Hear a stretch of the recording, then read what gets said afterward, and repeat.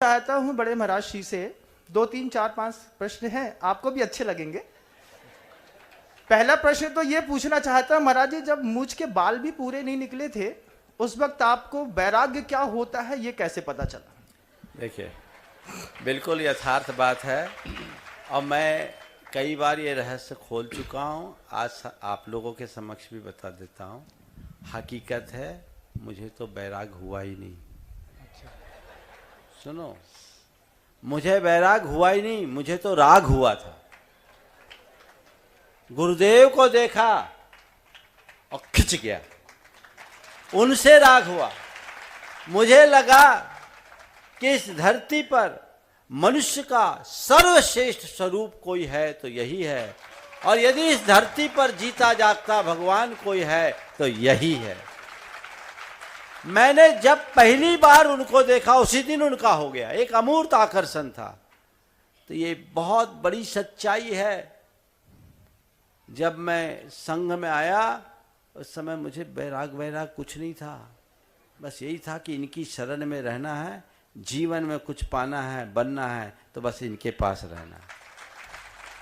उनकी शरण में आने के बाद मुझे आत्मा अनात्मा का ज्ञान हुआ, राग वैराग का ज्ञान हुआ, और फिर मैं यहाँ आया। इसलिए चिंता मत करना, बैराग न हो तो भी बैरागी बन जाना, बशर्ते बैरागी से अनुराग हो जाए। महाराज जी के बारे में प्रसिद्ध है कि महाराज जी को अंग्रेजी राइटर्स की बुक पढ़ने का बड़ा लगाव सा है। पढ़ते हैं बड़े बड़े महाराज श्री, बड़ी बड़ी बुक्स को पढ़ते हैं, सुना है मैंने लोगों से।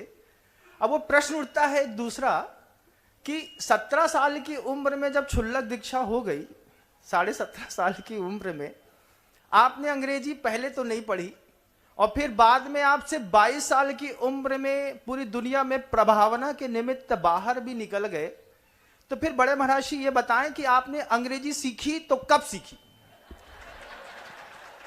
देखो भाई, जहाँ तक चूँकि मेरी परीक्षा बिहार से हुई, पढ़ाई बिहार से हुई, बिहार में अंग्रेजी की शुरुआत तो शुरू से ही रही है। मध्य प्रदेश की तुलना में बिहार की अंग्रेजी अच्छी रही, और उसके बाद संघ में आने के बाद भी मैंने अंग्रेजी की पढ़ाई की है और लगन से की है। तो जितना काम मुझे अंग्रेजी का काम चलाओ अंग्रेजी आती, मैं ये नहीं कह सकता कि मैं बहुत अच्छी अंग्रेजी जानता हूँ, पर मुझे जितना आवश्यक है उतना अंग्रेजी आती। और कृष्ण जी के एक तीसरा, अभी एक प्रश्न भगवान, तीसरा प्रश्न ये है कि महाभारत में ये प्रसिद्ध है कि युद्ध के वक्त कृष्ण जी को भी एक बार अपनी युद्ध भूमि से हटकर के बहुत दूर जाना पड़ा, जिसके कारण उनका नाम रणछोड़ दास पड़ गया। एक नाम कृष्ण जी का रणछोड़ दास भी है, लेकिन आपके बारे में ये कैसे प्रसिद्ध है कि आप सेल्फ अनब्रेकेबल कमिटमेंट करते हैं कि एक बार आप कुछ सोच लेते हैं फिर आप उससे जीवन में आज तक नहीं पलटे, तो वो नहीं पलटने के पीछे जो आपकी इच्छा शक्ति है वो आप कहां से लाते हैं? देखिए, इसके पीछे 2 कारण।